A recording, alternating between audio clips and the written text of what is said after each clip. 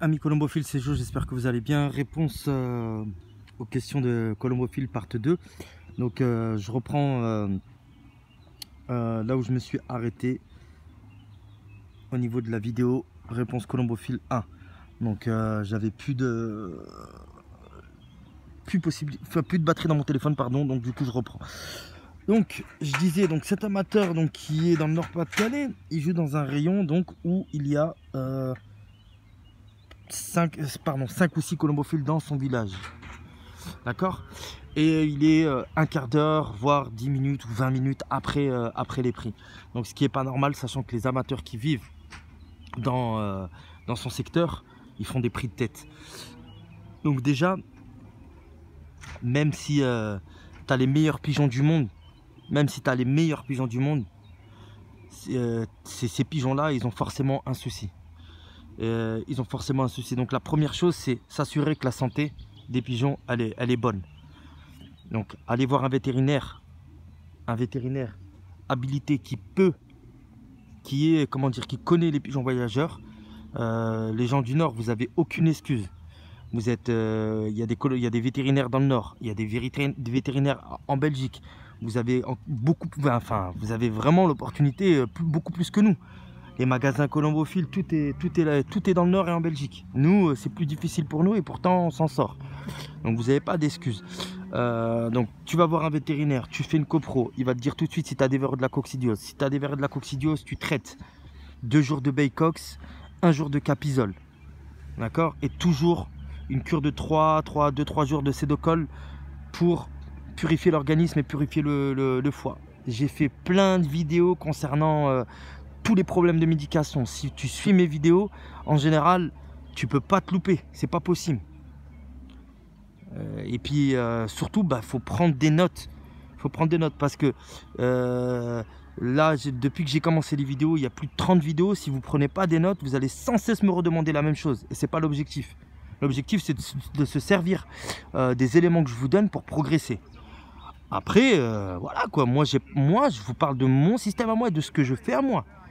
Je ne parle pas de ce qui se passe ailleurs. Je m'en fous de ce qui se passe ailleurs. Moi, je te parle de ce que moi je fais. Et quand je suis contacté, les gens ici, ils me contactent. Il y en a plein qui voient mes vidéos, qui voient mes résultats, voilà, il y a des gens qui croient en moi. Et il y a pas plein de gens qui me contactent. Voilà. Donc ça c'est cool. Et moi, je l'ai dit, je l'ai souvent dit, je suis là pour vous aider. Il n'y a aucun problème, avec grand plaisir. Voilà. Donc du coup, une fois que tu as fait tes analyses, si tu n'as pas de coccidiose et tu n'as pas de vers, il faut peut-être que tu revoies ton système d'alimentation. Comment tu nourris? Est-ce que tu nourris trop fort? Quel mélange tu utilises? Moi, il faut que tu me donnes un maximum de détails parce que tu m'as pas donné de détails. Il faut que tu m'appelles. N'hésite pas à m'appeler. Je t'ai laissé mon numéro de téléphone. Il faut impérativement que tu m'appelles parce que je ne sais pas comment tu nourris. Je ne sais pas comment ton colombier il est. Je connais juste ta situation géographique et tu dis que les amateurs qui sont dans la même ville que toi, c'est eux qui tapent la tête du concours tous les week-ends depuis le début de la saison. Donc, c'est qu'il y a un réel problème. Est-ce que tes pigeons sont des pigeons de bonne qualité? Est-ce qu'ils sont bien préparés? J'entends aussi beaucoup qu'il y a certaines personnes dans le Nord qui entraînent très peu leurs pigeons et qui font 1 ou 2 entraînements à 20 km et ils les balancent directement sur des concours à 150 km. Moi, mais jamais de la vie je ferai un truc comme ça. Déjà, même si j'étais dans le Nord, j'entraîne mes pigeons au moins 40 fois avant le début de la saison de concours. Donc déjà, il y a un écart entre ce que vous faites et ce que moi je fais. Il y a un écart monstrueux. Moi, j'ai jamais entraîné mes pigeons 2 fois, 3 fois et après, boum, je les balance au concours. J'ai jamais fait ça. J'entends des fois des mecs du Nord, alors soit ils me prennent pour un con et un débutant et ils me disent ça, je sais pas, ils me prennent vraiment pour un dernier de la classe. Ou soit c'est vrai, mais j'ai des gros doutes. Parce que moi, personnellement, j'entraîne un pigeon 2 fois et je le fous directement à 150 km. Soit il revient 4 jours après, soit il revient en retard, ou soit il revient jamais. Ça, c'est clair et net et précis. Et je ne me risquerais pas à faire ce genre de choses-là. C'est comme si je mettais, par exemple, je sais pas, un gamin de 3 ans, directement au collège, je le mets en difficulté. Ou à l'école élémentaire en CM2. Meskin, il va rien comprendre, le gamin. Meskin, le pauvre, en fait. Il va rien comprendre. C'est une certitude. Tu peux, le l'entraînement, la partie training, c'est 5 km à vol d'oiseau. 10 km. Et tu augmentes de 10 en 10. D'accord? Si tes pigeons, ils rentrent pas avant toi, ne va pas plus loin. C'est à toi il faut commencer très tôt pour éloigner le stress du panier. Et puis, mais il faut commencer très tôt. Et c'est la quantité de l'entraînement qui va permettre à ton pigeon de tout de suite de vraiment progresser. C'est pas 2 entraînements à 50 km ou 3 entraînements à 50 km qui vont faire la différence. Moi, je travaille pas du tout comme ça. Moi, mes pigeons, par exemple, je n'ai pas joué en jeune l'année dernière. J'ai commencé les entraînements au mois de septembre. Ils ont eu 3 entraînements en septembre, 2-3 entraînements en octobre. Après en novembre, ils en ont eu 2. Décembre, c'était un peu plus chaotique, donc ils en ont eu 1. Janvier, un peu plus chaotique, ils en ont eu 2. Après, février-mars, ils en ont eu en pagaille. Je suis arrivé jusqu'à 107 km à vol d'oiseau. Et j'ai perdu très peu de pigeons. Les pigeons, ils étaient rodés. Et c'est pour ça que quand tu vois le premier résultat de la saison, j'ai des pigeons qui tapent la tête du concours direct. Parce qu'ils sont prêts. Les gars, il faut enlever-vous de votre tête. Le pigeon voyageur, c'est un athlète de haut niveau. Si tu ne le considères pas comme un athlète de haut niveau, bah dans ce cas-là, joue avec mets-toi au pigeon d'ornement. Pigeon panse, tracère, culbutant, cauchois, ce que tu veux. Mais les pigeons voyageurs, ce sont des sportifs. Moi, je ne me vois pas en tant que sportif et coach sportif de profession. Je suis diplômé, ça je le dis et je le redis. J'ai un BPGEPS APT, activité physique et sport pour tous. C'est impossible mais c'est impossible comment dire, je sais pas, je vais coacher des gens pendant une semaine et ils ont une compétition le week-end. Alors imagine les gars, ils ont même pas été entraînés de la semaine et direct tu les balances sur une compétition. Mais c'est juste inimaginable. C'est pas possible. Il faut garder, il faut que les pigeons ils restent dans le rythme, même pendant la saison des concours. Un entraînement minimum à 40 km la semaine. Il faut toujours garder les pigeons dans le rythme. Si tu fais pas ça, tu vas droit au mur. Et il y en a d'autres qui vont rigoler et qui vont dire ouais mais moi je marche sans ça. J'aimerais bien voir tes résultats, toi qui dis ça. Il y en a qui sourient derrière leur écran d'ordinateur ou de téléphone. Mais les gars là qui sourient, dis donc vos résultats ils sont pas du tout à la hauteur de ce que moi j'entends de vous. Et ils sont pas du tout à la hauteur de ce que je vois sur Pigeon Web ou sur les sites des différents classificateurs. Il y a un gars, il est venu la semaine dernière chez moi. J'ai des pigeons qui sont gonflés à bloc. Il me dit, tes pigeons, ils sont gras. Mais attends, le mec, il a plus de 20 ans d'expérience dans la colombophilie. Ça m'a choqué. Franchement, je me suis dit, soit c'est une blague, mais je n'ai pas compris. Comment un gars qui a plus de 20 ans d'expérience dans la colombophilie, il n'arrive pas à faire la distinction entre du gras et du muscle. Alors, soit il fait exprès parce qu'il sent que les pigeons ils sont bien en main et effectivement il n'a pas des pigeons qui sont comme les miens, donc c'est trop gonflé, donc il sent vraiment parce qu'au niveau du bréchet c'est des balles, ce sont des balles gonflées à bloc.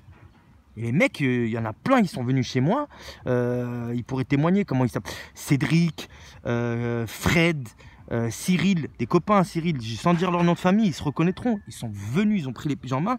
Les pigeons, ils sont gonflés comme des balles.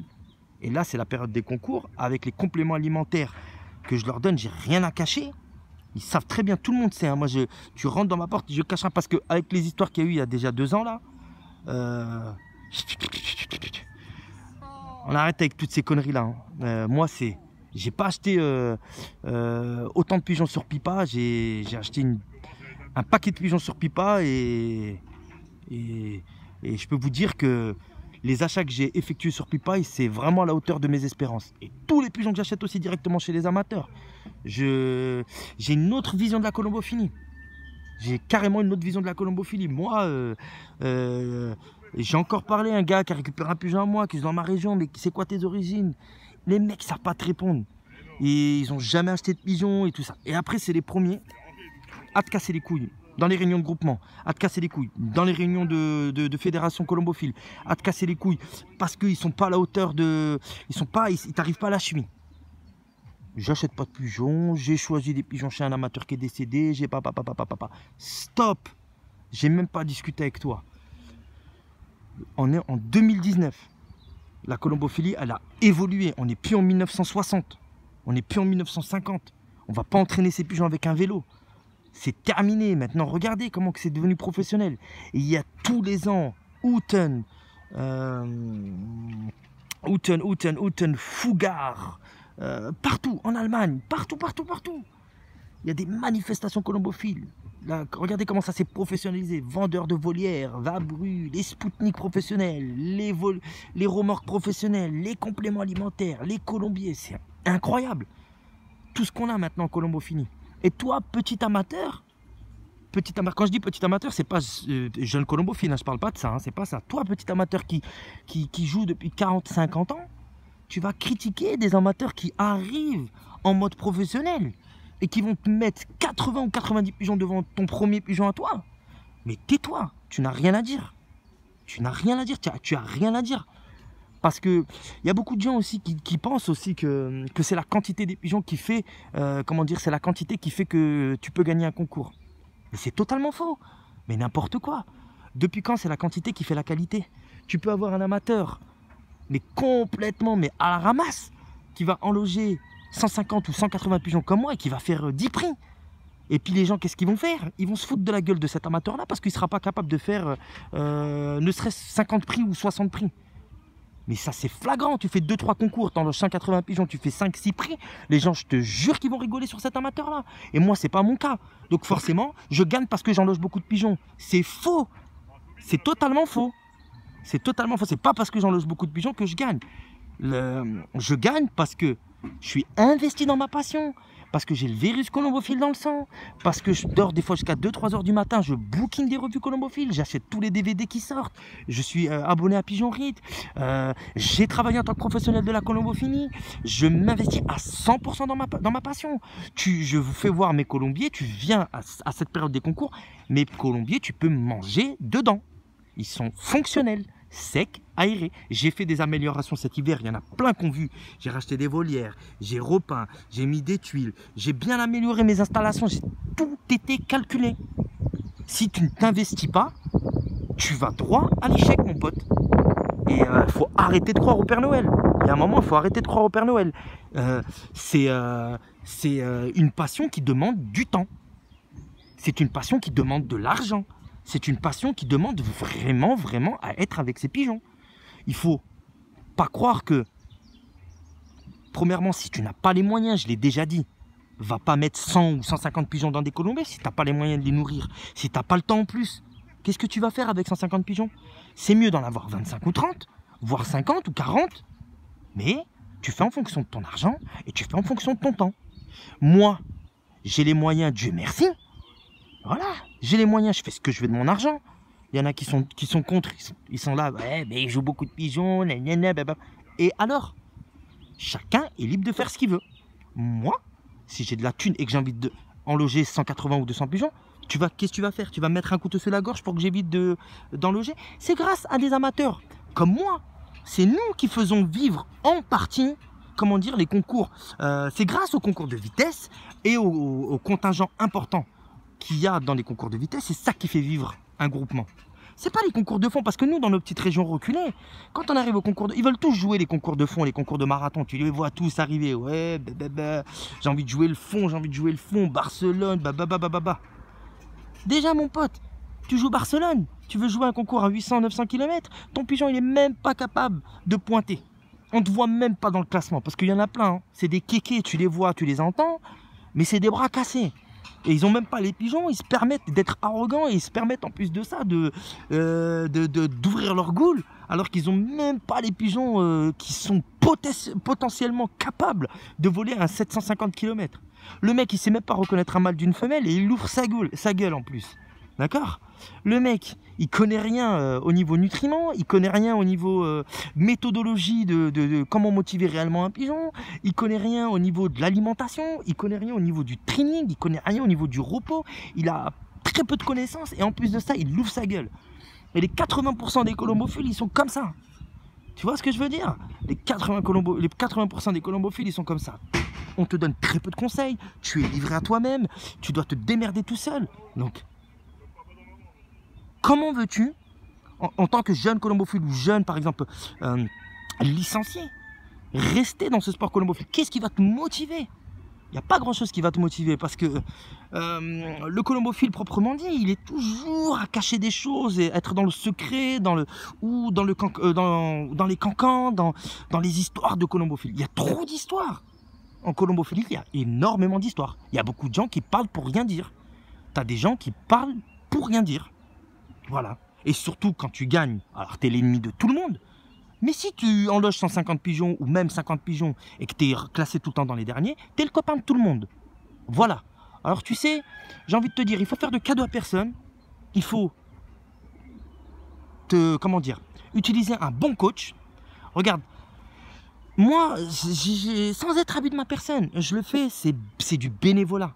C'est pas comme si je touchais à chaque vidéo vue, c'est comme si je touchais, je sais pas, 10 ou 15, 20 euros. C'est pas le cas. Je fais ça gratuitement. D'accord? Il y a une espèce de cafard. Parce que les gens, ils connaissent maintenant les rats, là, les cafards, les microbes. Il y a un microbe en ce moment, dès qu'il écoute mes vidéos, il met un non j'aime.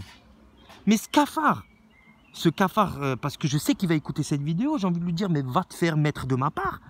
Tu peux mettre autant de non j'aime sur mes vidéos, je m'en bats les couilles, j'en ai rien à foutre.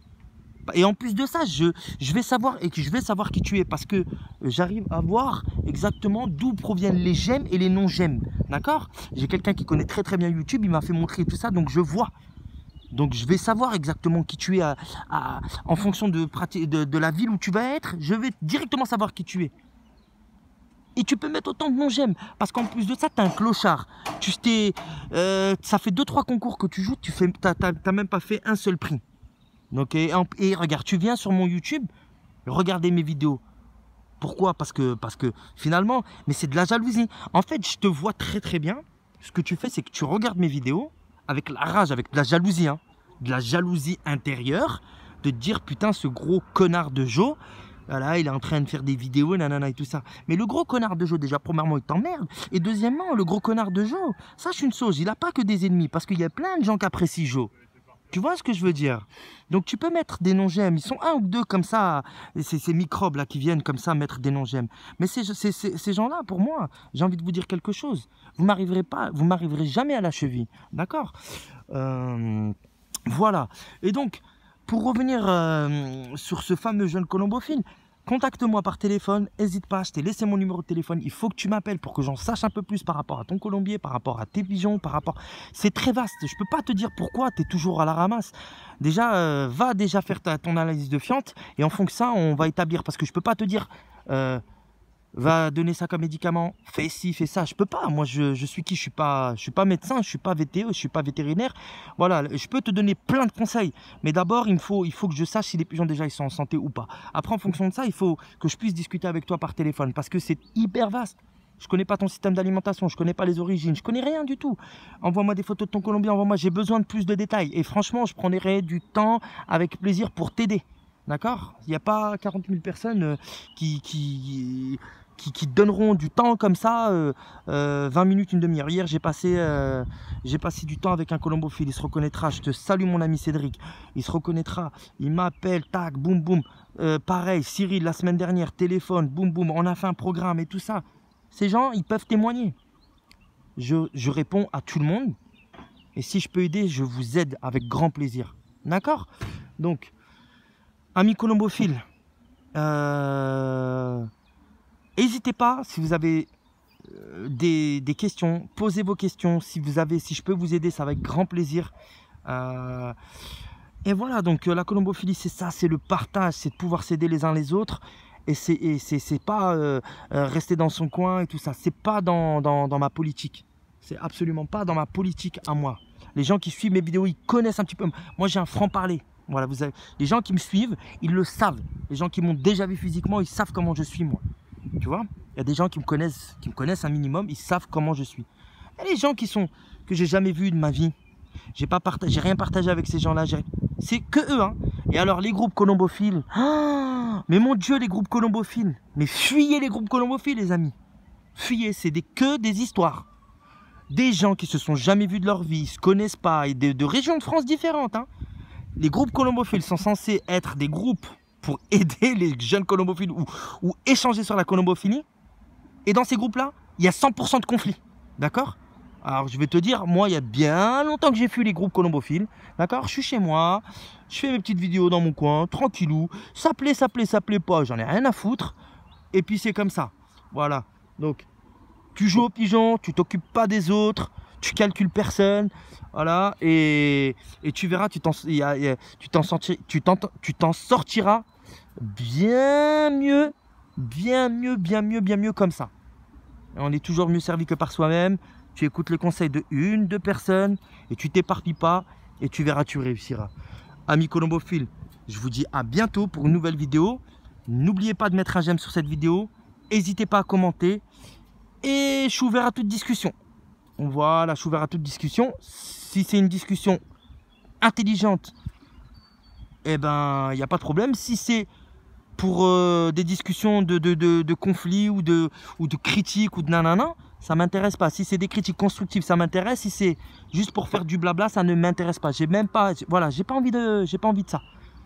Clairement. Sur ce, à bientôt les gars. Et soignez bien vos pigeons. Et bon courage pour le concours de ce week-end. Ciao.